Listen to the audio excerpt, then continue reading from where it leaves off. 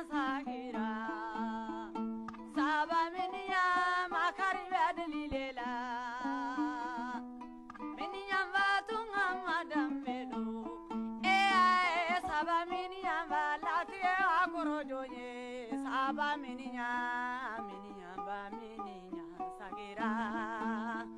saba miniya makari bedlilela. Assalamu alaikum. Ngafuli be malen belajile mo mo be ga lamen wati na wonti media kan ngafuli ba aw belajile ka fo aw belajile ma ko aw bismillah akwa jamga mandi no e o imlawi jamka minni anya fo yoto na me tuba bo ka to ba masala ko kan ko mun na be tali ke jamana ko ina kan nyefuli ke wala sa jamana dom bi siga famali sura la to na mali kono ani mali ko kan o do kun ko na la andana kan chongo ni sujet saba min na an bena anda do la sujet munu no kelen no ka dugula boni wagati na fen chama be sujet nu kono an bena kana anda maga kula ka nyefoli ke wala sa bela jelem siga aka tumuta so ani aka famia sa so la tuna o kun ko na la comment were nyeba la tuna sujet saba bangulo bi a sujet folo o be tali ke mun kan o ya e bela jelem ba kalama ka fo ko anga école de médecine école de médecine ma mun be tagay ni tara e pour que iga siga ta classe supérieure la ni be première année la pour que iga siga ta deuxième année la o examen do de be ke o examen ba fo ma ko numerus clausus o numerus clausus ina ni ye moyen so o e be passer ka ta classe supérieure la ni ma moyen fana so ni ye san fla nyona ko la ni ma siga passer i be gen ka boy donc o kuma o be sena fen chama fora a ira la ka fo ko o clausus o numerus clausus mbeke ko fen do be waleya akunana la o be ka ke sababu ye ma chama be mamunu yere nuni passer ka kan o ulu te ka passer ka sababu ya ke yurugu o be sena a wati ni o yoro ina ni wati na o temene ko fe anga sujet flana mina boli munka o de bela jele ma kalama ka fo ko abe wati ndama bo anga gouvernement mo ye la nyini ke katana sente la sente ni ale anga assemblée nationale no blay o ko ka ira ka fo ko ka u boluna ube ka kuma ka ndo ta ka fo katani loi do ye u fe loi no ye ko loi d'amnistie ka mo ngunu be ba kalama ka fo ni anga sharia subata ka laje no ya anga constitution o constitution ko na la mamu no ye wuli ka jo sabati ka fanga mu na sigiran kuna ni beje fanga de do o ko fanga ko ndaragi mamu kera o waliya baga kulu tigila mo no be siga mine o wala sa mamu be ba kalama be wati mine ko sisan elaji bran waka ke dalere tumbe fanga la o korona la be ya e ka fuko surasu ye wuli ka jo sabati wala sa ka dangariga aka fanga la mindo ni anga sharia sumbata ka laje wale do wale mu na cheka jugu wa a wale ke baga no kan ga mine sharia fe maintenant pour que wulu no kana mine o fo anga sari fo loi do de ka voter loi mo be sawiye no kana mine o temenen ko fe anya yi accord ko nala accord mi ni jamana dem bela jelen banden wala al ni ma fo ko bela jelen me jamana dem famba parce que hal mu yere fana be ka accord in défend mu fana malien do de fana e jamana dem do de mais taman be mun ko accord kuma jena e bar sabla ko fendo ba ko na waliara avec sababu ye ko jamana ko avec la o ka kana waliya anya ye ni tle damaro nun konna la gouvernement e wuliga jo sabati tuguni ka se sentema ka ira ka foko ba fe mi ye police territoriale ko ka o fana ko ba kuma o ka voter o ko fana la wala sa o police territoriale absika waliya to mina o anya ye ni loi flam nun na sente la sente maw ga la segi kata donc anda mina do la ko o nyefo o temene ko fe sujet samana na polémique o ye beba kalama ga fuko communicatif procureur Touré anga foli belelo ba ye sabla be ga 20 mange ni wati na o beba don ga fuko o kelenu ga enquête daele enquête mu na be talike mamunu be o de fo diplôme bulu o udun jole be joro baw fana la jamana ko na la ka soro ni ata ga laje mo do be mamunu nulu ye kalanke a nyema yere ka kalanke a nyema diplôme bulu nga olu be so donc ko abina wuliga jo sabati ko o keleke wala sa mamunu ni fo diplôme bulu olu be siga nyangate to mina donc anga kuma bina boli ni sujet sabari kan o kun ko na lankelo no ga wele bla ma flama ka faranyere ba kun ka wala sa am siga anda do ni na ka nyefoli ge to mina be siga familiale so to mina o ma folo o ye join o ye ala join ale re nere bara nyoy mbarake nyogonde do fana be ouverture média la ya tukana aba hakina taw dia be fen chama fo Mado mamu ne akumba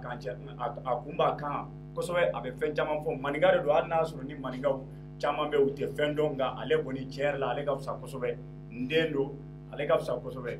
n bɛ kuma tɛ bɔ a la ala jɔn salamu alaikum wa alaikum salam diɲɛ fana n ce ba b'i fo ka OM filɛbaga bɛɛ fo u sɔgɔlen mana k'an ka bɔlɔlɔ sira fɛn fɛn na a kɛra Facebook ye a kɛra YouTube a kɛra Instagram ye ni équipe technique fɛnɛ fo n'ala sɔnna an bɛna baro kɛ baro nafamaw de don k'a ɲini maliyɛnw fɛ Mali kɔnɔ Mali kɔ kan u ka se k'a partager cogoya min na mɔgɔ caman tulo bɛ se ka don a la o kɔfɛ ni baro banna komi i yɛrɛ ko ka ban ko i ye mansa ye n b'a dɔn duuru sɛbɛn ninnu bɛ sɔn k'o carton kelen sɔrɔ problème foyi t'a la o tɛmɛnen kɔfɛ an kɛlen don ka wele bila maa ma n'a bɛ fɔ ale ma ko Salifu Sako ale fana ye ne balima ye maraka don wa Salifu Sako maa don a bɛ enseignement kɔnɔna la an bɛ se k'a fɔ an bɛ don min na ko bi Mali yɛrɛ n'i y'a ta k'a lajɛ maa minnu bɛ sariya kalanni n'o de ye droit ye ka kalan kɛ mɔgɔw kun an ka universitéw la ale de ye maa ye maa mun yɛrɛ ka dɔgɔ n'u bɛɛ ye bɛɛ la denmisɛnnin de don ale tɔgɔ ko Salifu Sako donc an y'ale fana wele ka na kɛnɛ in kan maa dɔ mun bɛ sariya dɔn kosɛbɛ ka wele ka na walasa a fana bɛ se ka n'i da don nin ko in na ka ɲɛfɔli kɛ jamanadenw bɛ se ka faamuyali sɔrɔ cogo min na Salifu n balimakɛ salamu alaikum. Waalaikum salam. somɔgɔw tɔɔrɔ t'u la baasi tɛ yen folikan jumɛn b'i bolo ka lase jama ma nin wagati an bɛ maliyɛn bɛɛ lajɛlen fo minnu sigilen don k'an lajɛ ka ouverture média lajɛla bɛɛ lajɛlen fo komi Alaji y'a fɔ cogo min na an bɛna baro sigi min kɛ an b'a ɲini bɛɛ lajɛlen fɛ bɛɛ ka ninnu partager parce que kunnafoni minnu na di kunnafoni ba sigilen don sariya kumaw de bɛ ka fɔ donc jamanadenw bɛɛ kan ka sariya min dɔn o kumaw de bɛ ka fɔ an b'a ɲini bɛɛ lajɛlen fɛ bɛɛ ka nin émission partager pour que mɔgɔ caman k'i niyɔrɔ sɔrɔ kuma nin kɔnɔna la. Merci beaucoup Sako ye ne balima ye an den de bɛ yan y'an den an bɛna ja la voilà voilà donc comme y'a fɔ an ɲɛna cogo min na an ka sujet fɔlɔfɔlɔ o bɛ boli numerus clausus kan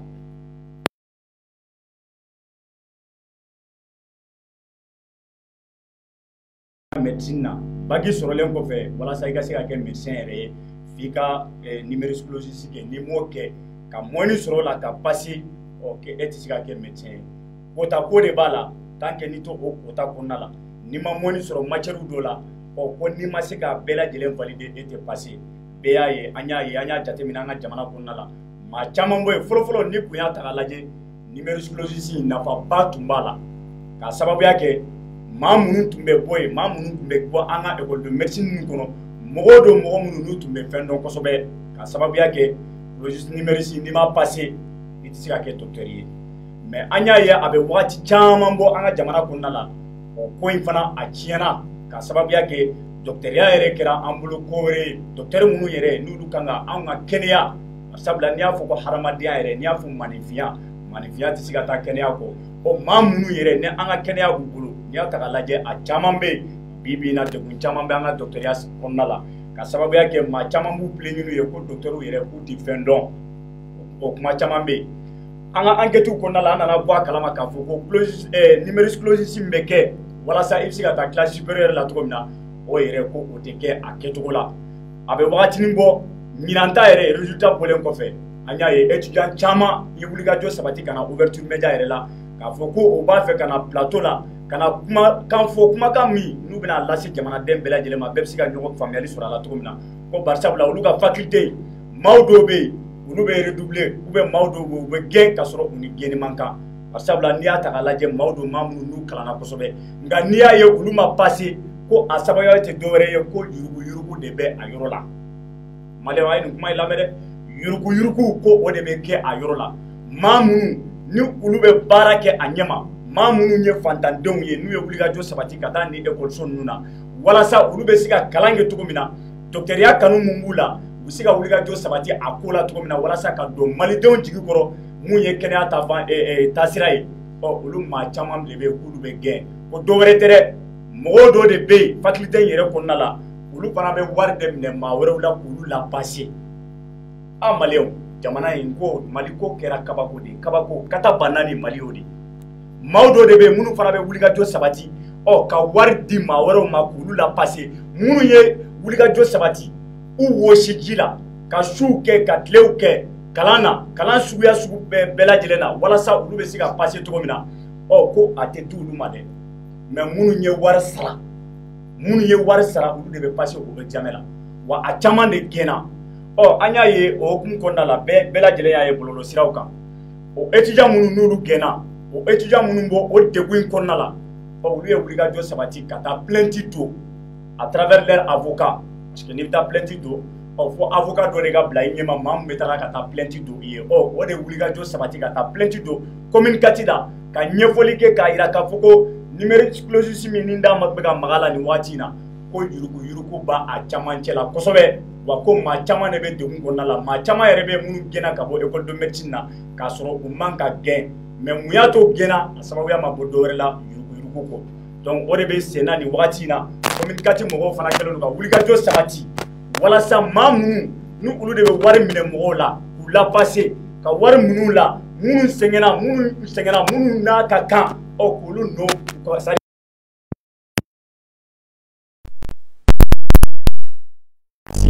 donc olu fana bɛ ka wulikajɔ sabati walasa ka taa tɛgɛ da olu mɔgɔw kan cogo min na lafiya bɛ se ka don nin ko in na n bɛ ɲɛsin Alajɔn ma Alajɔn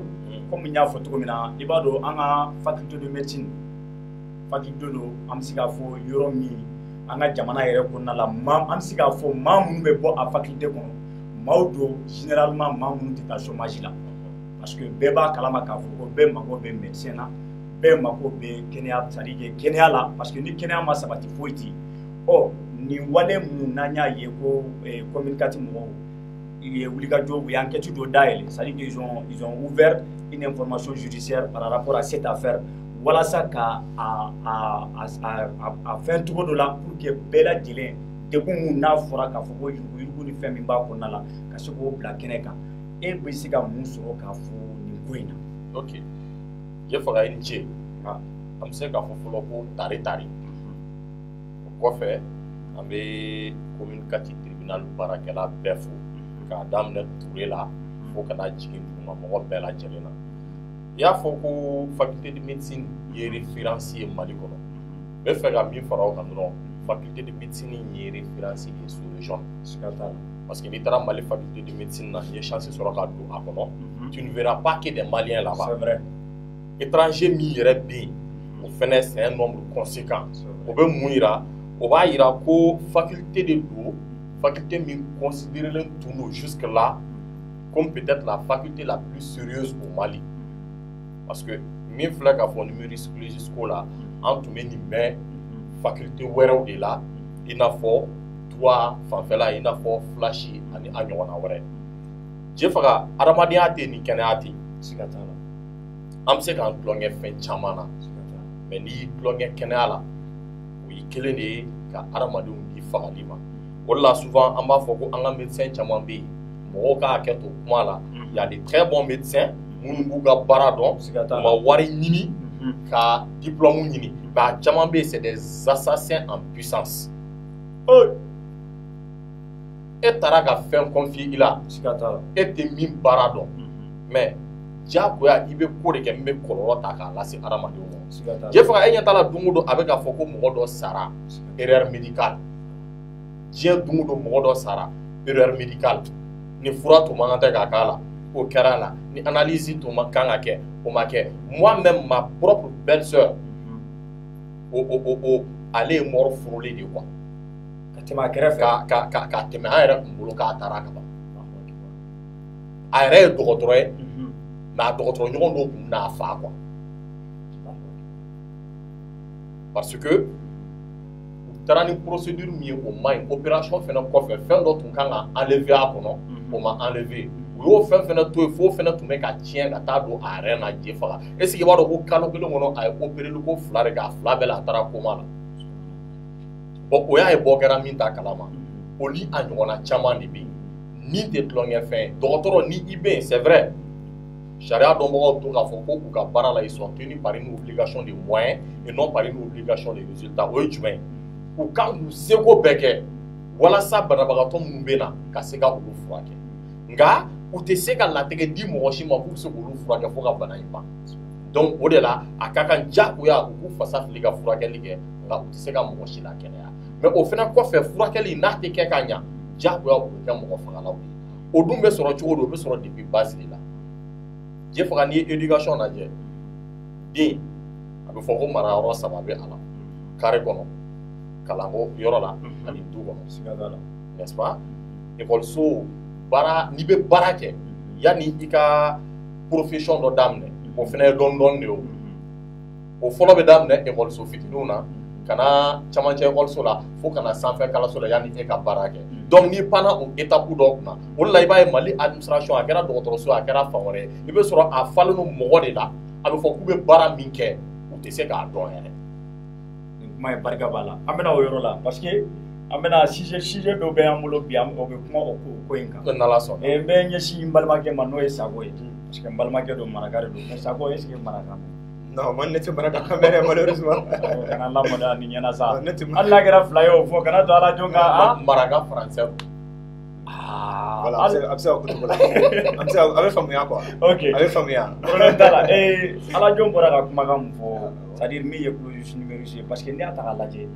fɛn in a ka kan mɔgɔw k'a ta ba la quoi parce que maa minnu non seulement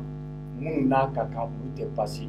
wa i bɛ taa sɔrɔ généralement olu fanba yɛrɛ ye fantandenw de c'est à dire mɔgɔw don mɔgɔ minnu n'u b'u yɛrɛ di walasa ka kalan kɛ ka se ka kɛ médecin ye mais i b'a ye olu de bɛ tila ka gɛn parce que ka sababuya kɛ dɔw ye wari sara o sababuya la olu ma se ka passé bon n'u dun ma passé o cogoya la moyen t'u somɔgɔw ye u bila ka taga c'est-à-dire kalanso wɛrɛ la o ye degun dɔ ye société yɛrɛ kɔnɔ déjà o tɛmɛnen kɔfɛ i b'a ye école ninnu na maa minnu bɛ bɔ i n'a fɔ ala jɔn y'a fɔ cogo min na ka former ka kɛ docteur ye olu docteur yɛrɛ i bɛ taa sɔrɔ niveau t'u la docteur bɛɛ tɛ dɛ ɲumanw ka hakɛ to mais caman bɛ yen i bɛ taa sɔrɔ niveau t'u la o ye degun 2 ye e bolo c'est-à-dire nin ko in kan ka wuli ka jo sabata la kosɛbɛ cogo jumɛn de la walasa an ka se ka nin affaire in ka se ka tirer au clair. D'accord min fɔ Jɛfaga k'i waleɲumandɔn ka ouverture média mɔgɔ bɛɛ lajɛlen fo alors nin ye problème ba de ye an ka jamana kɔnɔna la min kan ka kɛlɛ o de y'a to procureur Touré donc ale ye dossier ta bras le corps ko mɔgɔ minnu b'a ko ɲama a k'u nɔ minɛ parce que kɛnɛya jamana kɔnɔ fɛn 3 bɛ yen mɔgɔ man ka kolon bɔ o la kɛnɛya kalanko ani lakana donc n'o olu fɛn 3 n'olu ma basigi jamana o jamana kɔnɔ i bɛ taa sɔrɔ ko jamana bɛ kɛ jamana lafulen de parce que n'i y'a mɛn ko i bɛ réfléchir ka fɛn dɔ créer o ka sɔrɔ i kɛnɛma dɔ sɔrɔ n'i bɛ réfléchir vraiment ka fɛn dɔ bila en place o ka sɔrɔ vraiment lakana b'i kan o tɛ i kalannen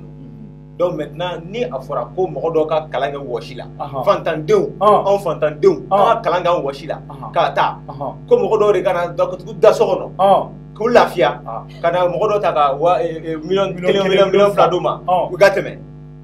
jamana ɲɛmɔgɔ ye tulo b'an na dɛ a ye fɛɛrɛ kɛ a b'olu de bolo Touré n'a ka jama an b'a bolo parce que ni kiiri tigɛra ni o fariyara ka kiiri tigɛ ko 12 ma yurugu ni gɛlɛya caman bɛ jamana kɔnɔ bɛ dabila parce que b'a dɔn ko e ye faux diplôme dilan ou bien e mana n ka wari minɛ k'o la parce que ni bɔkɔrɔ kalan bɛ datugu e b'o kɛ bilen i t'a kɛ voilà donc maintenant Touré a kana nin ko kɛ ka minɛ k'a da yen a ka sɛgɛsɛgɛ ka mɔgɔ ninnu minɛ datugu n'o kɛra o bɛ kɛ ka tɔw ladi. Vraiment merci Sako nin kuma in barika b'a la kosɛbɛ j'espère aussi que Touré bɛ nin ka kumakan mɛn an b'a fɔ Touré ɲɛna k'u ka wuli ka jɔ sabati nin ko in na dɛ maa o maa de bɛ yen k'e de bɛ kɛ sababu ye ka miliyɔn 1 miliyɔn 2 minɛ e yɛrɛ bakun 1 dɔrɔn nafa kama ka walidenw ka kalan tiɲɛ fantandenw se t'u ye a t'u faw ye a t'u baw ye olu ka tɔrɔgɔ bɛɛ lajɛlen kɛ walasa olu bɛ se ka passer numéris clausus la ka kɛ docteur ye olu ka docteuriya sababu a ma tiɲɛ k'a fɔ ko u ma kalan kɛ o tɛ dɛ a tiɲɛna de ko parce que dɔw de bɛ yen minnu ye faamadenw ye olu ka wari dɔ di maa dɔw ma maa minnu n'olu yɛrɛ bilala k'a fɔ k'olu kan ka kɛ maa ye maa minnu n'u kan k'u ɲɛma jɔ kosɛbɛ walasa numéris clausus bɛ se ka waleya cogo la cogo min ni binkani tɛ k'a la n'a bɛ kɛ cogoya la cogoya min ni nisɔndiya ko bɛ sɔrɔ a la ko maa dɔw ka sɔrɔ olu yɛrɛ cɛ la maa minnu yɛrɛ kan ka ko sɛgɛsɛgɛ k'a kɛ ka ɲɛ olu bɛ wari dɔw minɛ ka u ni mɔgɔ ninnu k'u ɲangata fu la an ka wuli ka jɔ sabati aw ye mun fɔ tiɲɛ de don ni kɛnɛya tɛ yɔrɔ o yɔrɔ foyi tɛ o yɔrɔ la ni tun y'an ka sujet fɔlɔ ye an bɛ taa sujet filanan na sujet filanan n y'a fɔ cogo min na n ko bɛɛ b'a kalama k'a fɔ ko Choguel Kokala Mayiga ale y'an ka marabolo ɲɛmɔgɔ ye premier ministre Choguel ninnu ale bɛ gouvernement ni ko premier ministre ale de gouvernement bɛɛ marabolo bɛɛ ɲɛmaa de don olu ye wulikajɔ sabati ka taa ni gafe ye an ka CNT la ni o bɛ an ka assemblée nɔrɔbila la parce que a tɛ se ka fɔ assemblée mun na an bɛ transition de kɔnɔna la maa minnu b'a kɔnɔna la kalama filiw ye u nomera de kalama filiw ye olu bɛ CNT la n'o ye conseil national de la transition ye maa minnu bɛ d'ailleurs o de la to a bɛ wele ko membre nka a tɛ se ka f'u ma ko honorable a tɛ se ka f'u ma ko député bari sabula kalama filiw ye u ye wulikajɔ sabati ka se olu fɛ yen k'a yir'u la k'a fɔ ko loi fila bɛ yen fɛn fila bɛ yen u b'a fɔ olu ka waleya u k'a lajɛ u yɛrɛ dama ni ɲɔgɔn cɛ u k'a lajɛ u ka se ka bɛnkan dɔ sɔrɔ a la walasa a bɛ se ka waleya cogo min na o dɔ ye mun ye an y'a n da donna la n ka introduction daminɛ la n'o de ye ko loi d'amnistie o tɛ dɔwɛrɛ ye ka maa ni ko amnistie tɛ dɔwɛrɛ ye maa dɔw ka waleya dɔ sabati ka o waleya ninnu k'a bɛɛ lajɛlen a bɛɛ effacer ka bɔ yen k'a bɛɛ lajɛlen k'a jira k'a fɔ ko i ye waleya minnu sabati i nɔ tɛ minɛ a la bilen n'a fɔra ko amnistie i bɛ se k'a fɔ ko grâce ka mɔgɔ gracier ka mɔgɔ gracier c'est à dire que nɔminɛli min tun bɛ a kun ye ko mun waleya ni sariya tɛ jɛn n'a ye ko ka jɛn kɛ olu bɛɛ kɔ ko ka yafa kɛ olu bɛɛ ma donc o ye taara n'o sariya de ye o talen tɛ fana ka ɲɛsin maa si ma maa minnu kɛra sababu ye ka wulikajɔ sabati le 18 août ka El Hadji Ibrahima Boubacar Keita k'ale ka fanga ka ɲɔngiri donc u taara n'o loi de ye o tɛmɛnen kɔfɛ ka police territoriale an da magara la yan an kumana kan yan ne ni Alajon kumana kan Corno kumana kan ɲɛmaa yɛrɛ n'o ye Yusu Mangara ye an bɛɛ lajɛlen kumana nin ko in kan yan police territoriale a nafa ye mun ye n'a donna an ka jamana kɔnɔ a bɛ se ka mun kɛ d'autant plus que bɛɛ b'a kalama k'a fɔ ko nin police territoriale in yɛrɛ ko a bɔra fɛn na fɛn min gafe dɔ de sababuya y'a to wulikajɔ bɛ ka sabati walasa a ka se ka kɛ o gafe tɛ dɔwɛrɛ ye bɛɛ b'a kalama k'a fɔ ko accord d'Alger o waliyara an ka jamana kɔnɔna la yan ka IBK to fanga la o accord min bi ni bɛɛ lajɛlen bɛ ka ban a la donc an y'a ye kumakan in selen CNT la CNT mɔgɔw kɔni olu kɔni ma sɔn olu kɔni y'a lasegin a nana cogo min na o y'a lasegin ten bi an ka ɲininkali bɛ yɔrɔ min na comme n balimakɛ bɛ yan n'o ye Sako ye n y'a fɔ aw ɲɛna cogo min na ale ye juriste ye n bɛna ɲininka Sako loi d'amnistie in yɛrɛ est ce que a ka kan wa vu que an ka constitution kɔnɔ n'i y'a ta k'a lajɛ a bɛ yira k'a fɔ ko ni maa mun ye coup d'état kɛ ko coup d'état ye crime imprescriptible de c'est à dire que coup d'état ye crime ye crime min ni yafa tɛ se ka k'a ma i nɔ bɛ se ka minɛ a la hali san 10 wulikajɔ ka sabati nin cogoya la k'a fɔ ko loi d'amnistie ka se ka waleya est ce que e yɛrɛ bolo a kan ka kɛ wa. alors min fɔ walasa k'a fɔ maliyɛnw bɛɛ lajɛlen a bɛ se ka kɛ mais a kɛbago de bɛ yen. awɔ an ɲɛfɔ a fɔra de ko sariya kɔnɔ n'an ka dafe sunba n'o ye constitution ye o ko loi d'amnistie o bɛ ta cogo di o bɛ ta assemblée nationale de fɛ par les députés a bɛ ta olu de fɛ o kɔrɔ tɛ dɔwɛrɛ ye ko député minnu b'a ta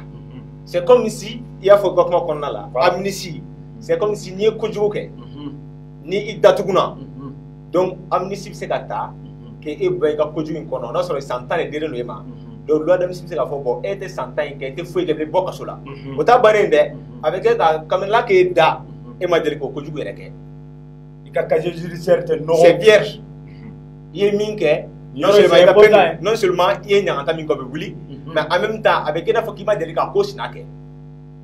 donc o pouvoir de bɛ assemblée nationale bolo k'a kɛ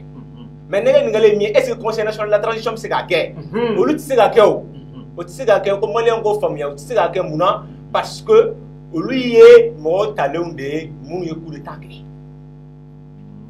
an ye arrêté fila ye CNT a fɔra ko ne bɛ fɛ kɛ CNT membre ye k'i ka candidature la don o candidature tun bɛ taa déposer jɔn fɛ yen Assimi Goïta n'ale ma jɛnɛ i tɛ k'a ye o kɛra donc o CNT mɔgɔw taara Assimi ka hokumu de kɔnɔna la donc ko o CNT kelen u ka tila ka na fɔ k'o bɛ Assimi ninnu gracier c'est comme si i b'i yɛrɛ amnistier e b'i yɛrɛ amnistier kɛ siga t'a la donc mun a bɛ fɔ ko assemblée de kan k'a ta parce que assemblée ni assemblée jɛnna n'a ye député mɔgɔ 177 bɛ Mali kɔnɔ k'olu ka jɛnɛ k'a fɔ ko vraiment karisa an b'a amnistier k'a bɔ ka kɛwale bolo k'a bɔ ka ɲangata bolo c'est comme si maliyɛn bɛɛ de jɛnna ni o ye parce que maliyɛn de olu 147 de bila ye parce que olu bɛ maliyɛn de représenter kala de filila olu ye donc c'est comme si maliyɛn bɛɛ jɛnna n'o ye bon CNT tɛ maliyɛn ye CNT Assimi Goïta n'a ka jama de ye donc olu tɛ se k'aw ta cogo si la anw tɔgɔ la o de y'a to kunun u nana n'a ye u tilala ka segin n'a ye n'o y'a bilen yɔrɔ min b'a la. Ah mais est-ce que Assimi yɛrɛ ka yɔrɔ la sisan comme ninnu seginna n'a ye est-ce que Assimi ninnu yɛrɛ ka yɔrɔ la u bɛ se ka waleyaw ni ɲɔgɔn cɛ cogo o tɛ se ka waleya o jamana sariya jama de don vous savez o de y'a to ne b'a fɔ n ye article caman sɛbɛn n article dɔ la n y'a fɔ n ko faut-il encore parler en tout cas d'état de droit au Mali dans la transition o kɔrɔ tɛ dɔwɛrɛ ye parce que transition in c'est vrai légitimité mɔgɔw tun bɛ fɛ o ka na mais o ye nana o ye sariya de sɔsɔ parce que e tɛ se ka na baara kɛ cogo si la n'i ma sariya bato sariya bato bɛɛ de ɲɔ ɲɛlen don anw fɛ yan Mali la sisan donc fo de ka dabila ne ye juriste ye donc je suis indigné par rapport à cela donc ni ne y'a ye ko an ka sariya bɛ ka sɔsɔ donc fo n ka kuma de ka mɔgɔw la faamuya i y'a faamu olu tɛ se k'o ta o constitution de b'o bɛɛ sanfɛ e tɛ constitution sanfɛ o i ye jamana ɲɛmaa ye bi qui est chef de l'État ye mais jamais au grand jamais t'a sɔrɔ constitution kɔnɔ qu'on a fait cas de président de la transition nulle part dans la constitution là c'est un défi o tɛ yen a bɛ fɔ de ko président de la république ale ye grâce min fɔ o grâce ko président seul le président de la république peut faire a le droit de grâce c'est vrai a ma f'i ye ko président de la transition dɛ a ma f'i ye ko président par intérim dɛ ko président de la république maliyɛn bɛɛ jɛra ka min sigi o de bɛ fɛngɛ donc e tɛ se ka t'i ka bureau kɔnɔ k'i b'o ŋanama non n'i y'a kɛ cogo cogo a bɛ na laban assemblée de kɔnɔna la mais n'i ye ninnu ka fɛn lajɛ sisan par exemple u ye nin loi d'amnistie minnu laɲini tan est ce que u tun tɛ se ka nin to yen fo kalafiliw ka kɛ o la président min bɛna sigi o président ka se ka amnistie wa est ce que u kun ma nɔgɔ u ma ni nin ye parce que n'u ye nin waleya sabati sisan est ce que nin tɛ kɛ sababu ye ka u ŋaniya yira déjà k'a fɔ ko u yɛrɛ b'a dɔn mun b'u ye parce que an ka sariya sunba yɛrɛ ye mun fɔ. tout à fait Jefa parce que n'i y'a ta ka jate minɛ amnistie bɛna cogo di fɔlɔ amnistie bɛna de n'a sɔrɔ i ɲangina e ma ɲangi fɔlɔ e ko k'e amnistie il y a un problème o kɔrɔ k'e ka siran dɛ alors que dun fɔra yan dɔw b'a fɔ yan ko min kɛra ko coup d'état kun tɛ a fɔra ko coup de force kun don ne y'a fɔ n ko a kana coup de force n ko coup d'état k'u kana différence fɔ ne ɲɛna n ko ne t'a dɔn parce que ne yɛrɛ kelen k'a ye kɔni ne ko n ko n ko coup d'état o tɛ coup d'état kɔrɔ dɔn coup d'état kɔrɔ ko jamana fanga i mana ta sira o sira fɛ min tɛ bolokɔrɔta fanga ye diyagoya la o ou i y'a ta ka taa n'a kati de k'a bila ka démission signé o bɛɛ ye coup d'état de ye donc hali filanan mun kɛra hali filanan kɛra coup d'état n'o ye Bandaw ni Mutharwa ni ne dɔw mankan mɛn ko c'est juste un ajustement ko pour réglementer la transition ah mais olu ye mɔgɔ minnu yɛrɛ b'o fɔ olu mɔgɔ kabini ala k'u dɔn ma sariya kalan mɔgɔ sariya dɔn u ka sariya kalan ka dɔn mɔgɔ minnu yɛrɛ y'o fɔ n ko ko in kɔfɛ yɛrɛ Assimi yɛrɛ ma tila investiture ma k'a kun o kɛra ko ni n'a y'a sɔrɔ ni o dɔrɔn de kun don formalité wɛrɛ kun tɛ y'a la o est ce que Cour suprême mɔgɔw tun b'a wele k'a fɔ ko sisan kɔni an bɛna Assimi an bɛna investir ka kɛ président de la transition parce que voilà fɛn dɔ de kɛra fɛn dɔ de kɛra donc fo maliyɛn k'o de faamuya jamana sariya in o ka ɲini ka dɔn mɔgɔw fɛ n'o kɛra an bɛ fili caman na n'o fili ninnu an bɛ kisi olu ma mais tant que ni sariya ma bato a ɲɛ tan ni fila ma n'an bɛ mɛn problème kɔnɔ dɛ parce que n'i y'a mɛn ko problème bɛ yen parce que sariya de b'a bato ni sariya batora a ɲɛ tan ni fila ma donc problème tɛ yen parce que sariya ninnu bɛ sɛbɛn a tɛ kɛ kunfɛ a bɛ réfléchir de mun fɔ ko président de la république de bɛ grâce kɛ mun fɔ de ko assemblée nationale de ka grâce kɛ parce que olu ils sont légitimes olu de bilalen jamanadenw de y'olu bila yen donc olu bɛ kuma jamanadenw de tɔgɔ la mais e nana ni marifa ye e de bɛ fanga la ni marifa ye e tɛ se ka o sariya in ko e bɛ se k'o appliquer e tɛ se o e tɛ se n'i y'o kɛ minnu yɛrɛ taara yen minnu bɛ CNT yɛrɛ kɔnɔ ale yɛrɛ de kɛra sababu ye n'olu taara CNT la parce que don mun na CNT tun bɛ ka sigi sen kan a lisi maa o maa ne e tun b'a fɛ ka don a kɔnɔ tɔgɔ tun bɛ taa Assimi de fɛ Assimi de fɛ n'ale ma jara i tɛ don i tɛ don donc maintenant non seulement amnistie n'i y'a ta ka jate minɛ donc a bɛ ka pan walasa kotigi min pan parce que e tɛ se ka amnistie kɛ tant que ni nɔ ma minɛ kɛ tɛ e kɔ e nɔ ma minɛ k'e ka amnistie ne t'a dɔn o sariya min ye o tiɲɛ la ne t'a dɔn o sariya min ye o a fɔra de ko amnistie bɛ kɛ de ni mɔgɔ min ɲangina san 15 ma san 20 nin kɛ ji kɔ k'e tɛ e kɔ de fanga la donc normalement nin kuma in kan ka bila pepu ni mɔgɔ kura nana président kura nana o sigira assemblée nationale kura sigira donc président bɛ se ka na ni o loi ye k'a da assemblée nationale kɔrɔ pour que assemblée nationale mɔgɔw k'a voter voilà pourquoi dans un état de droit il est dit qu'il faudra que le pouvoir arrête le pouvoir pour le bon fonctionnement de l'État ko fo fanga ka fanga dɔ ka hakɛ la kɔlɔsi sinon n'o ma kɛ an bɛ kɛ jamana bafoulen de voilà pourquoi ni président n'o bɛ fɛn fɛn ta a bɛna da assemblée kɔrɔ assemblée bɛ se ka contrôler par le président exécutif ani gouvernement donc o de ye jouer démocratie joli filɛ donc maintenant e mɔgɔ damadɔ ni se ka na ka mɔgɔ dɔw ta tila ko ke ni e amnistie c'est comme si e yira amnistie ni ka kuma faamuya sisan CNT mɔgɔw b'u ka rôle la le fait que u y'a lasigi ka taga parce que déjà le CNT la an bɛ se k'a fɔ ko CNT yɛrɛ démocratie fanga n'i y'a ta k'a lajɛ CNT yɛrɛ déjà n'an y'o sɔrɔ la o kɔrɔ de k'a fɔ ko an bɛ camancɛ fanga la fanga maa minnu bɛ yen olu tɛ se k'a waleya bari sabula pour que maa yɛrɛ ka se ka amnistier fo assemblée nationale de ka jɛ n'a ye o assemblée in fana b'anw de représenter bari sabula n'i y'a ta Mali ye 20 millions d'habitants o maa minnu bɛ kɛ a kɔnɔna la u ye maaw ye maa minnu n'an ye kala f'u ye n'an yɛrɛ y'u sugandi u ka na ye olu de bɛ se ka kuma anw tɔgɔ la mais ninnu tɛ se ka kuma donc CNT baara mun kɛ olu ka baara de kɛ parce que nin t'u concerné c'est ça mais aw siranna de dɛ aw siranna cogo di aw siranna de u b'a voter dɛ maliyɛnw t'u kun fɛ bilen u siranna de ils n'ont pas le choix tun tɛ yen parce que u ye maliyɛnw ka kuma mɛn o u y'an ka kuma mɛn an y'a dénoncer u y'o mɛn o police territoriale kuma fɔ u m'o fana annulé n y'a fila bɛɛ annulé n bɛ ɲininka o la dɛ police territoriale in fana bɛ na n bɛ na ne o la d'accord voilà donc nin yɔrɔ la je pense que mɔgɔw ye fɛn caman faamuya la parce que n balimakɛ bɔra k'a fɔ cogo min na n'o ye Sako ye amnistie min n'an kumana kan ko a bɛ waleya pour que amnistie ko kuma yɛrɛ ka na f'a ka kɛ maa ye maa mun yɛrɛ i nɔ minɛra ka ban minnu bɛ k'a laɲini bi k'a fɔ ko olu ka amnistie est ce que olu maaw nɔ minɛra fɔlɔ wa u nɔ ma minɛ fɔlɔ wa maa minnu n'u bɛ ka taga olu fɛ yen k'u ka se ka o loi in voter est ce que olu maaw ye o maa ye maa min bɛ se ka voter wa olu fana tɛ se donc nin ka kɔrɔfɔ la Sako ka kɔrɔfɔ la sisan n'o ye n balimakɛ a b'a yira k'a fɔ ko pour que loi d'amnistie yɛrɛ ka se ka waleya fo président kura de ka na un président démocratiquement élu jamanadenw bɛɛ lajɛlen kala fili maa mun ye bɛɛ ye maa mun sugandi hali ni bɛɛ m'a sugandi mais jamanaden fanba olu mana maa min sugandi k'o kɛ ɲɛmɔgɔ ye ko o de bɛ se k'a fɔ ko o yɛrɛ f'a ka kɛ u nɔ minɛlen de fɔlɔ dɛ u nɔ minɛ bali tɛ dɛ u nɔ minɛlen fɔlɔ fo u nɔ ka minɛ u nɔ minɛlen kɔfɛ o la o de bɛ se k'a fɔ ko bon ne kɔni a ye nin loi in a y'a voter pour que maa minnu minɛra u ka se ka u nɔ ka se ka bila donc nin wagati nin da a kɛ wagati ye n'an bɔr'o la n y'a fɔ n ko u taara ni fɛn fila de ye filanan ye jumɛn ye o ye police territoriale ye n'i ye police territoriale ta k'a lajɛ a mana tɛn gansan fɛn tɛ fɛn mun n'a nana tɛn gansan mais a waleyara accord de kɔnɔna la accord ka yamaruya de kɔnɔna a laɲininen don accord in de kɔnɔna la walasa police territoriale a bɛ se ka appliquer cogo min na kabini a kumakanw bɔra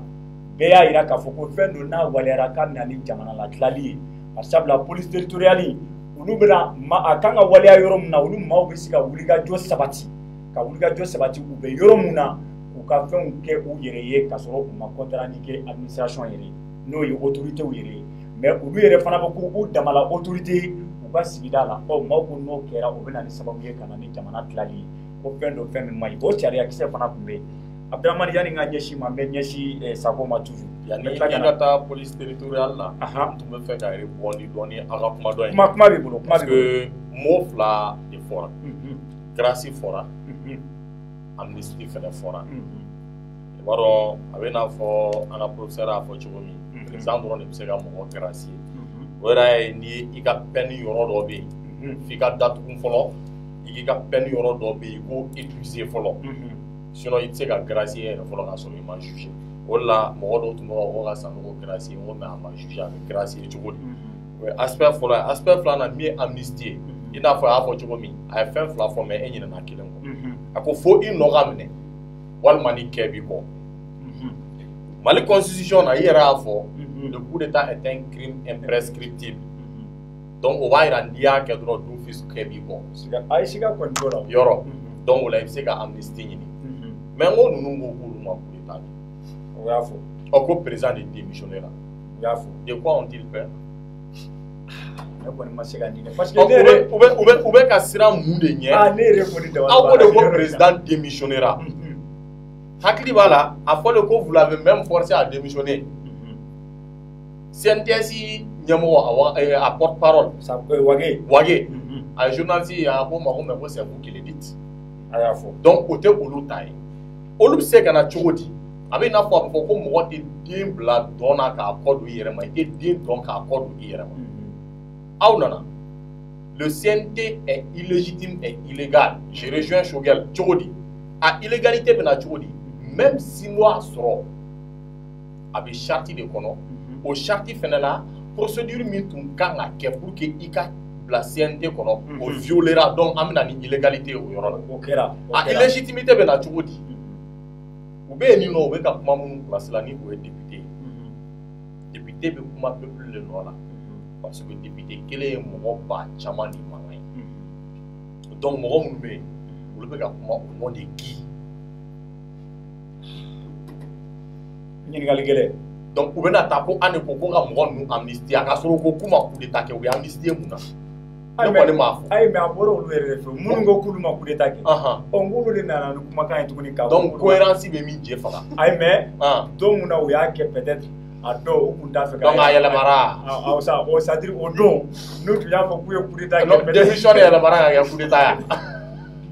ayi sa don n'u tun y'a fɔ peut-être k'u bɛ ka coup d'état de kɛ k'u ye mun kɛ ko coup d'état de don je faga moi je pense que souvent il faut s'assumer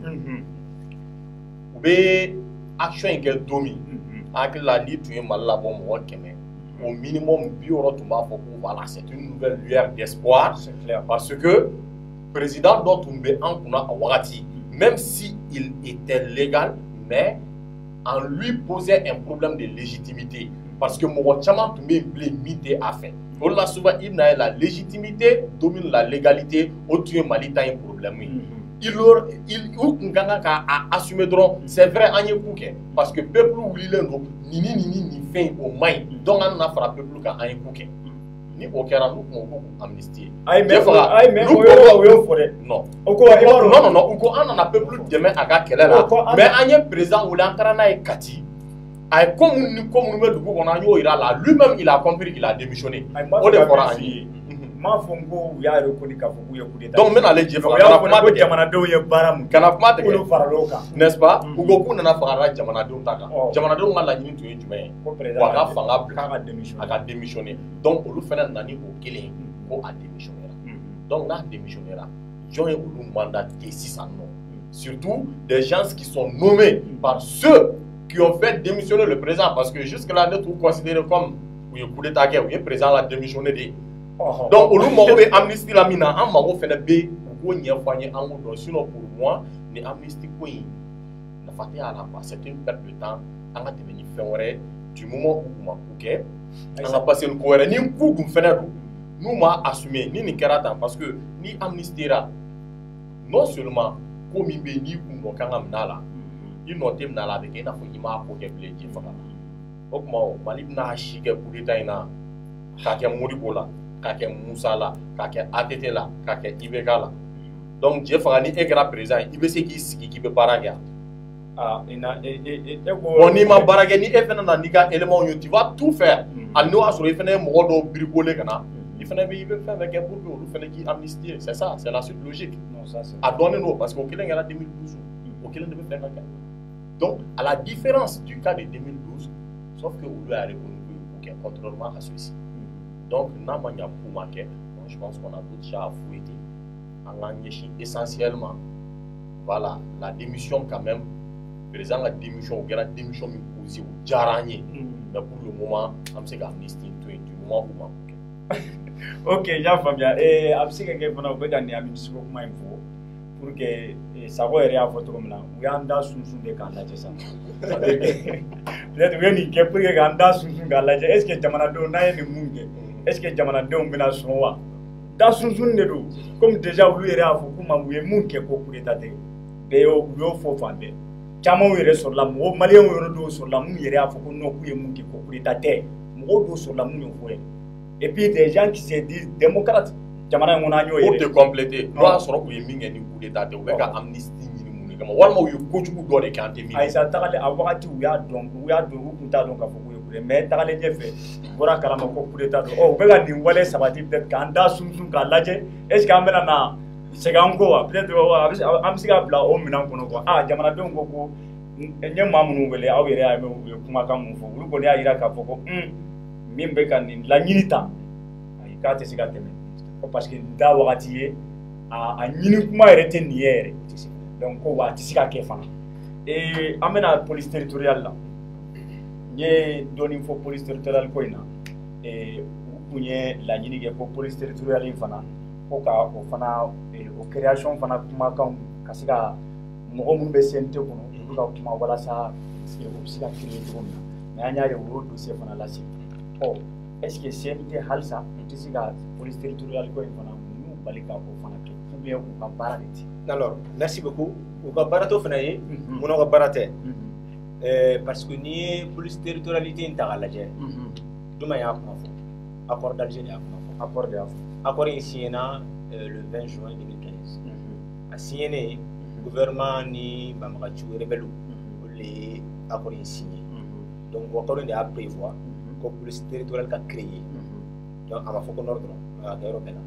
mais comme nord kɛlɛ b'anw de fɛ yen nord de la donc maintenant o de ta kuma cayara donc maintenant pour que olu ka se ka sariya ta ko o appliquer donc il faut falloir que jamana ka mɔgɔ minnu votera i n'a fɔ assemblée député olu ka se olu de bɛ se ka sariya ta mun na parce que waati min na accord bɛ ka kɛ accord kɛra o sɔrɔ président min bɛ yen nɔ bolokɔrɔta fanga de y'ale sigi n'o ye Ibrahim Boubacar Keïta ye o sɔrɔ assemblée min bɛ yen donc bolokɔrɔta fanga dɔ olu député la don donc maintenant minnu nana sisan olu bɛ yan furancɛ fanga de la donc olu tɛ se ka na ka kuma k'o voter maliyɛnw bɛɛ lajɛlen tɔgɔ la mun na tuni parce que n'i y'a ta ka jateminɛ o accord in bɛ ka fɔ a fɔra ko k'a réviser dialogue national inclusif min kɛra 2020 kɔnɔna la a fɔra ko ka accord in réviser ko pour que a ka se ka bila en application parce que yɔrɔ dɔw b'a la ko fiɲɛ bɔra ko k'olu fiɲɛ bɔ a la a kuma ma fɔ ka rebelle to yen dɛ a kuma fɔra u yɛrɛ ɲɛna bɛɛ bɛnna o kan Choguel min tun bɛ yen nɔ ale yɛrɛ tun b'a kɛnɛ kan bɛɛ bɛnna kan fɔ ko fo k'a yɛlɛma donc n'o yɛlɛmali ko bɛ senna o ma yɛlɛma fɔlɔ donc maintenant a b'a to a ka yɛlɛma fiɲɛ minnu b'a la o ka bɔ a la yanni a b'a voter ne ma Choguel faamuya n tɛ se k'a faamuya fɛnɛ parce que Choguel kunun a ma mɛn yɛrɛ e ko CNT ko c'est illégal il est illégitime a y'o fɔ a m'a fɔ ten a y'a fɔ k'a kan ka ci de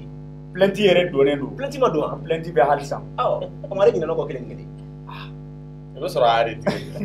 ne m'a faamuya vraiment fo n'a tulo bɛna a kana ɲɛfɔ sinon ne tɛ k'a faamuya donc maintenant ne ko a bɛ tila projet kɛ ka n'o di CNT kelen ma CNT min qui est illégal qui est illégitime a ma faamu dɛ ne kɔni m'a faamuya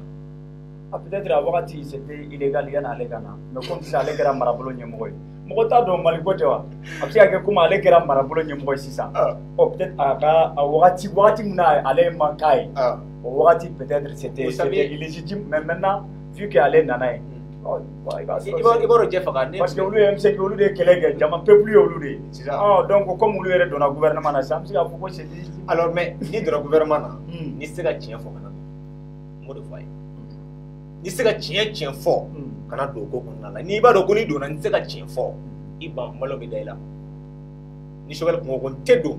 parce que ni n donna n tɛna se k'a fɔ ko bilen ko CNT est illégal ko CNT est illégitime walayi n bɛ to kɛrɛfɛ mais ni n donna n tɛ se k'o fɔ n bɛ to kɛrɛfɛ malo bɛ da i la malo bɛ tiɲɛ na celui-là il est cohérent mais n'a y'a ka plainte de to yen a y'a ka plainte to yen de ka don voilà o b'a ye cohérence bɛ min jamana in est-ce que jamana in ma kɛ ka dɔ ɲini ka don ye est-ce que ka jamana tɔgɔ la ɲuman ka dɔ bila sinon cohérence bɛ min jamana kanu bɛ min ne tɛ se ka jamana sigi ka faamu jamana kanu b'i la e kuma na i b'a dɔn Choguel a nana ka na 10 commandements a y'a fɔ dɛ a y'a fɔ ko n'o ko fo 10 commandements appliqué à la lettre ko n'o kɔni appliqué dɔrɔn ko Mali bɛ bɔ dingɛ kɔnɔ a fana bɛ yan a ma foyi ye ala ma kapu ye fɔlɔ mun kɛra sinon hali accord in yɛrɛ Choguel waati min na yanni a ka don fɛn kɔnɔ accord n'i y'a ta k'a lajɛ Choguel yɛrɛ livre 2 de sɛbɛnna a livre 2 yɛrɛ bɛ ne bolo n y'a kalan fɛn caman b'a kɔnɔ Choguel yɛrɛ y'a jira k'a fɔ ko accord in man ɲi mais comme o kɛra yanni a ka na hali M5 ko la a y'a fɔ mais a nalen gouvernement kɔnɔna la comme Assimi y'a fɔ ko ils vont appliquer l'accord mais de façon intelligente bon a fana tugura Assimi ka o kuma in kɔ de façon intelligente mais ne ma se ka mun faamuya o e ko mun man ɲi est ce que accord in bɛ se ka appliquer de façon intelligente k'a sɔrɔ a ma se ka fɛn wa k'a sɔrɔ an ma sigi k'a fɔ i n'a fɔ dialogue national inclusif ka recommandation y'a fɔ cogo min na olu yɛrɛ natɔla fanga la u y'a fɔ u ka kuma kɔnɔna la ko dialogue ka recommandation k'olu b'o de ta a recommandation kɔnɔna la a fɔra ko ka accord ko ka relecture kɛ tout à fait mais a relecture ma kɛ mun y'olu bila c'est à dire ne yɛrɛ ma se k'a faamu quoi mun bɛ se ka na ni hakilina sugu ye k'a fɔ k'aw bɛ fɛn dɔ waleya accord kɔnɔ aw yɛrɛ ko ko mun n'a ma waleya ko accord ko kuma yɛrɛ kan tɛ se ka maga a la ne tɛ k'a faamuya parce que hali n'i y'a ta ka jateminɛ accord in kɔnɔna la n'i ye accord in ta k'a lajɛ accord in bɛ dan sigi an ka constitution na o de y'a to o bɛɛ de ye gɛlɛya bɛ yen parce que tant que ni constitution ma falen accord in tɛ se ka mis en œuvre ça ne peut pas c'est impossible fo an ka sɛbɛn constitution in o de ka falen pour que fɛn minnu fɔra accord kɔnɔna la olu ka don donc o de y'a to en 2017 mun b'an bolo sa a tɛ se ka kɛ a tɛ se ka kɛ non a tɛ se ka kɛ donc o de y'a to donc maintenant révision constitutionnelle donc c'est une nécessité pour que accord ka se ka bila en œuvre y'a ye donc maintenant o de y'a to 2017 la Ibrahim Boubacar Keïta kun y'a tenté k'a bɛ constitution yɛlɛma a ma se donc maintenant donc pour que a ka se ka ta il faut k'o de ka yɛlɛma o de kuma de fɔra Choguel yɛrɛ ko fo a ka accord yɛlɛma parce que accord fɛn dɔ bɛ accord la olu man ɲi a bɛ na jamana ci ye effectivement a bɛ na jamana ci ye mɔgɔ minnu na bɛ kɛlɛ la kaban n'a ko ko aw ka lakana t'olu bolo olu yɛrɛ ko gérer u tɛ compte rendu kɛ gouvernement foyi foyi u ka lakana u yɛrɛ tɛ marifaw bɛ d'u ma fɛnw bɛ d'u ma wari bɛ d'u ma a ko kama o kɔrɔ tɛ ko c'est à dire que an ye moyen dɔ ma y'an kɛlɛ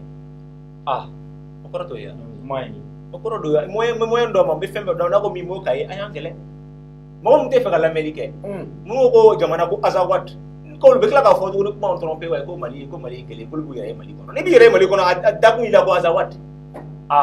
hali sini ka communiquer la hali sini u b'a fɔ ko Azawad u ka communiquer n'u nana plateau ni fɛnw kan yan nɔ an b'a ye gouvernement b'u tapis rouge kɛ an ma tɔgɔma tapis rouge kan yɔrɔ rebelle bɛ tɔgɔma tapis rouge kan u bɛ tila k'a fɔ ko kɔnɔ mɔgɔ Malien jumɛn bɛ se Bamakɔ bi k'i bɛ Bamakɔ k'i bɛ taa Kidali hali ni sara la i tɛ taa e bɛ taa cogo di i bɛ tɔgɔma tapis rouge ne dun kɔni Kidali taga bɛ ne kɔ kana taa dɛ kana taa parce que olu bɛ yen ni nana ni ma taa n'u ka yamaruya hali gouvernement maa caman bɛ yen nɔ o tɛ se ka taa Kidali bi an filɛ yɔrɔ min na ko sans sortie n'i bɛ taa f'i ka jɛ de ɲini fɛ o tɛ se ka ɲɛfɔ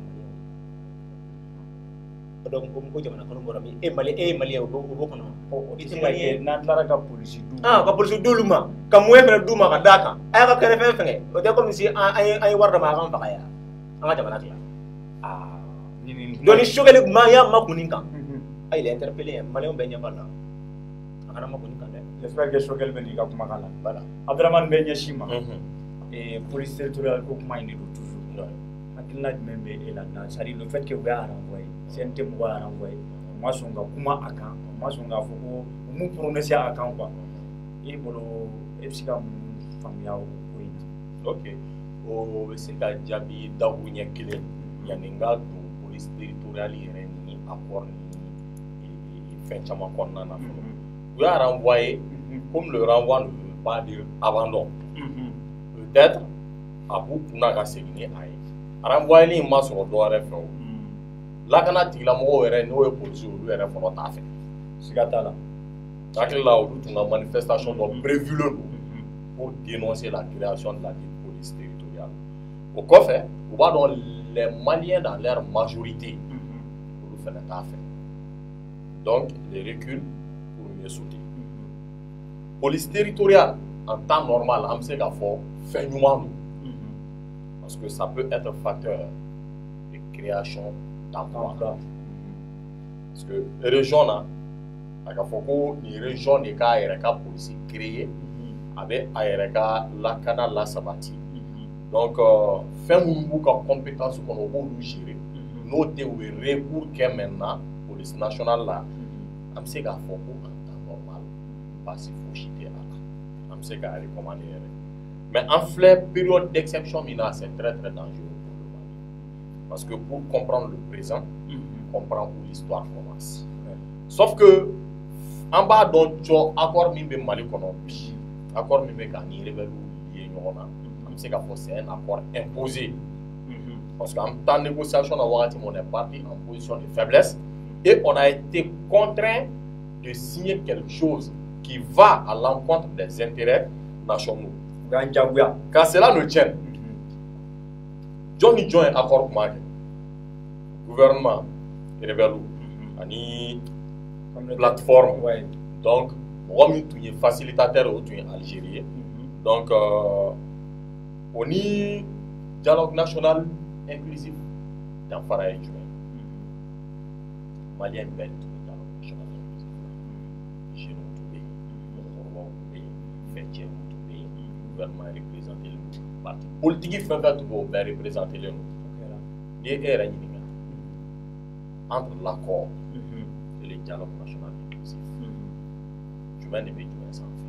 D'autant plus que mɔgɔ damadɔ ne t'aw sigi ka accord ɲɛfɔ. Ni ye ne ɲininka ne b'a fɔ n ko nafa bɛ dialogue national inclusive la parce que dialogue jamanaden bɛɛ lajɛlen de ye ɲɔgɔn sɔrɔ a kan. Yɔrɔ cɛ faga n ko dialogue kelen de ko accord min bɛ yen ko k'a réélu parce que en l'état appliqué cogo t'a la donc mun de la a b'aw pan ka na aw nɔrɔ accord la dialogue kumakan bɛ yen a tɛ taga o fɛ fɔlɔ ni o y'a sɔrɔ aw bɛ lafiya de nɔfɛ pourquoi a tɛ accord de relecture kɛ ka sɔrɔ k'a appliquer o ye ɲininkali fɔlɔ ye ɲininkali filanan olu ka priorité tɛ polisi créer ye temps t'u bolo a tɔ tɛ kalo 8 ye donc olu bɛ polisi créer u bɛna mɔgɔ minnu ta olu yɛrɛ bɛ se ka bɔ CI la k'olu bɛna baara daminɛ olu ɲɛna. Mais est-ce que nin tɛ promesse dɔ de ye parce que promesse ka to yen fɔlɔ n bɛ ka mun fɔ f'i ye dɔrɔn c'est-à-dire est-ce que nin fana tɛ pression ani promesse dɔ de ye gouvernement ye mun tenu parce que il faut pas oublier que wagati min na a tun fɔra ko ka gouvernement bila sur place o wagati an y'a ye k'a fɔ ko maa minnu yɛrɛ bɛ accord ko in na n'o ye SEMA mɔgɔw ye fo ka taa se plateforme tɔw ma olu y'a yira u ka kɔrɔfɔw la k'a fɔ ko olu bɛ don gouvernement na ko fo ni fɛn dɔ dir'u ma ko fo ni kumakan dɔ sabatira olu fɛ ko sinon k'olu tɛ don. Ok bon n bɛ n dalateliya n bɛ fɛ ka min f'i ye dɔrɔn n bɛ fɛ k'a f'i ye ko dialogue bɛ accord sanfɛ parce que hali dialogue kelen in na SEMA t'o représenté donc on ne peut pas aimer une chose et son contraire u ka priorité ye ka élection de organiser u k'o organiser fɛn fɛn ye accord ko ye u k'o to yen qu'un pouvoir légitime vienne u k'o régler. Ok, merci beaucoup Abdraman. Wagati kɔni an t'an tɛgɛ ma parce que voilà technicien bɛ ka signal k'an ye k'a fɔ ko wagati sera a kun ka d'an ye ka sujet sabanan in k'o développer kosɛbɛ min bɛ tali kɛ fo diplôme ko kan mais wagati ye wagati ye an b'a fɔ ko ni Ala sɔnna ma inchallah à partir du lundi ni Ala y'an si jɔ o kɔnɔ an bɛna Salifu Sako n y'a fɔ aw ye cogo min na Salifu ye professeur de droit de don wa an bɛ se k'a fɔ Mali kɔnɔ maa mun bɛ sariya kalan kɛ Mali kɔnɔ denmisɛnnin kunda maa tɛ yen maa mun ni Salifu min ka Salifu ka kɔrɔ ni min ye Salifu de ye ancien bɛɛ la fitinin ye donc an b'a wele ka na walasa an bɛ se k'an da don o sujet sabanan in na cogo min na ka ɲɛfɔli kɛ mɔgɔw ye donc n ka foli bɛ bɛɛ lajɛlen ye n bɛ Alajo n b'i fo Salifu n b'i fo n bɛ bɛɛ lajɛlen fo mɔgɔ mɔgɔ bɛ k'an lamɛn nin wagati in na Mali kɔnɔ Mali kɔ kan ni fɛn fɛn bɛ tila k'an lamɛn k'a fɔ ko aw bɛɛ lajɛlen ka aw ni ce aw ka tulomajɔ la ko aw k'an bɛn wagati wɛrɛ inchallah merci beaucoup.